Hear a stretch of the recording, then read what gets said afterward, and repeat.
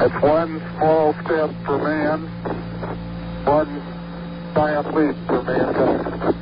How are you involved in the Apollo program? I was a weights and balance engineer.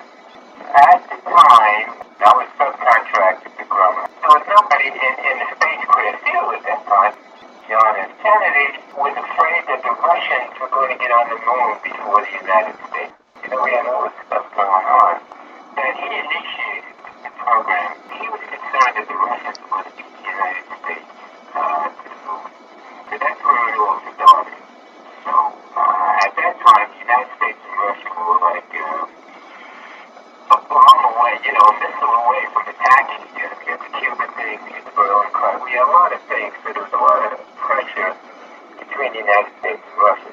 So I ended up going there, and I worked in the weight and balance. We had to control the weight.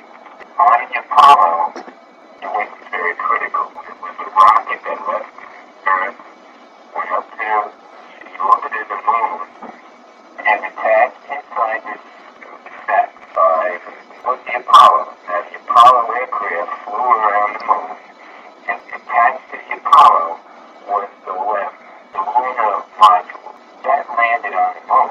With the LEM was also the bottom portion of the LEM, the base, the top part, had to fly the astronauts back off the moon to meet up with the Apollo and take them back to Earth.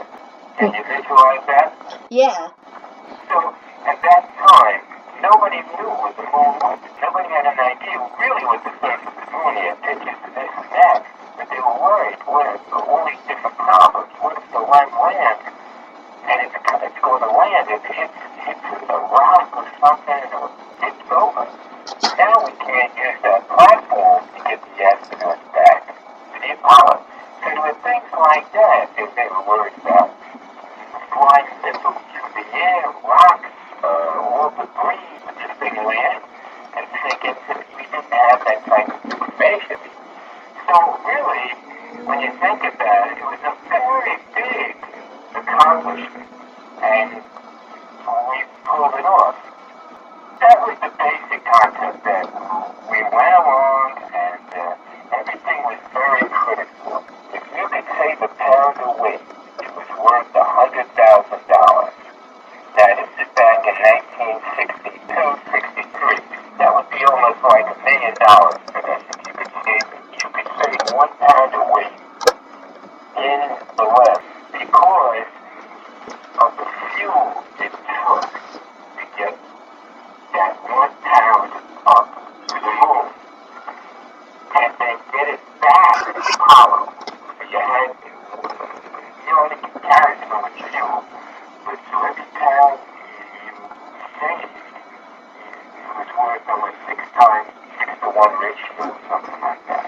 Everything was very critical because we had no experience with them.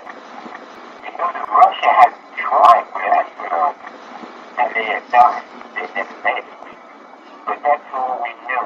We didn't know much about the moon at all, so we pieced together this program, and it was for NASA, the National Aeronautics Space Administration.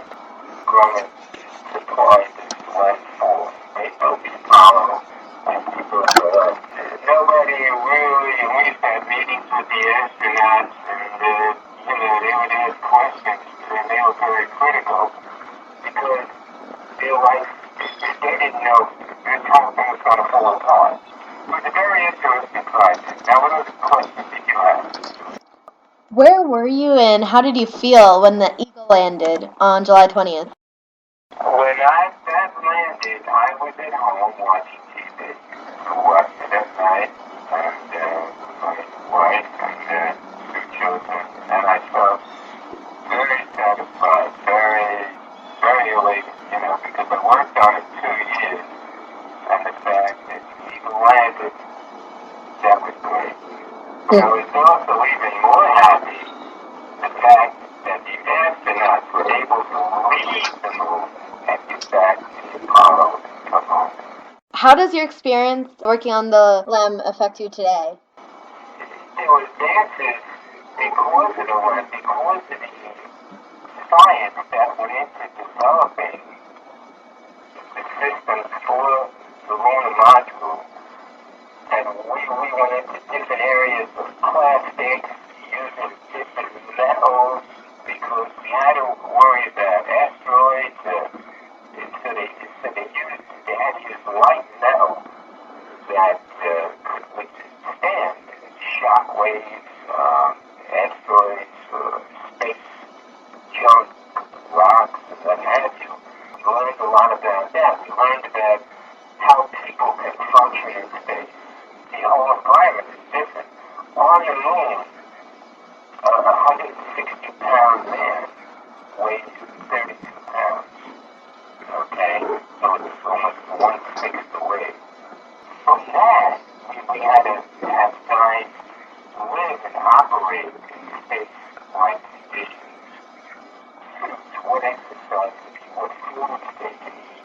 So I think it was probably a building block. There's a lot of the things that we do today. You know, special cameras, special rockets, special transmissions, radios, the computers, especially the computers. I mean, it helped develop a lot of things. The United States engineering advanced rapidly. I mean, an engineering example would be that they were designing a ladder for the lunar module, okay, for the astronauts to walk, step out of the module onto the moon. This ladder was attached to the vehicle. But this ladder was made out of steel, okay?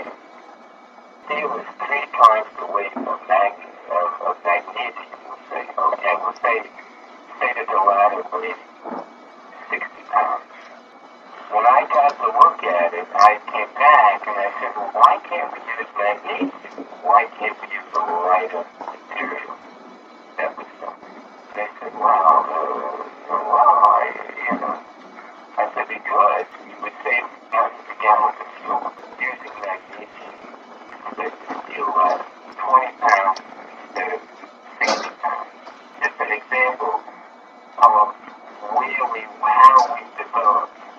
For me, it was a very enjoyable program, but what was enjoyable about it was the fact that everybody was working with the unknown. We didn't know for sure what was up there, so everything had to be thought about twice for the safety of the astronauts. Because we had no way of getting back. We didn't even have another rocket prepared at that time if they got stuck up there to get them back. So it was that kind of thing. So we went along and made sure that double they checked it twice, you know. And the only unfortunate thing was that thing when they had a fire with a practice thing where they used the wrong type of wire. Some astronauts died. That was on the ground. Okay. So it was another way we learned from that. Going to learn from that also. Sounds to me like I found someone who helped us get to the moon. Thanks so much for letting me question you. What's your name? Oh, I'm Becky. Oh, okay. My name is Gilbert. Okay, bye.